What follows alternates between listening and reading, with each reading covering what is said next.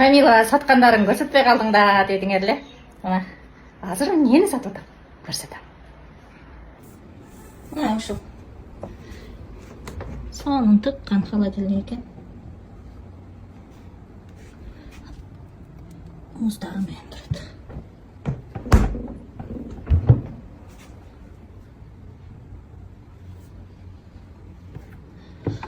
Ошо, кетип атат. Өтүп кетти окшойт.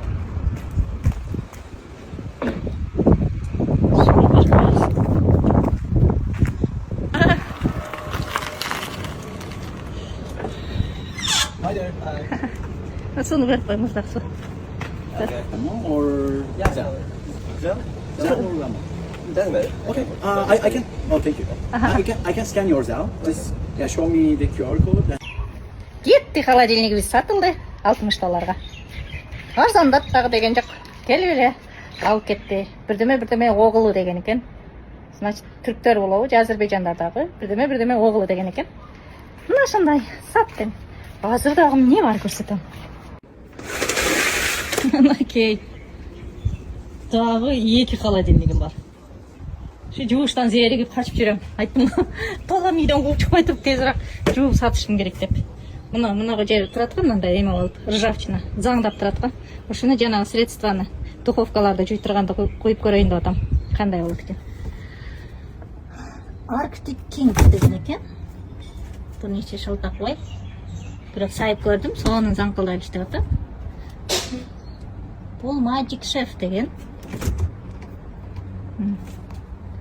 Бул дагы ушундай сонун боюнча келген.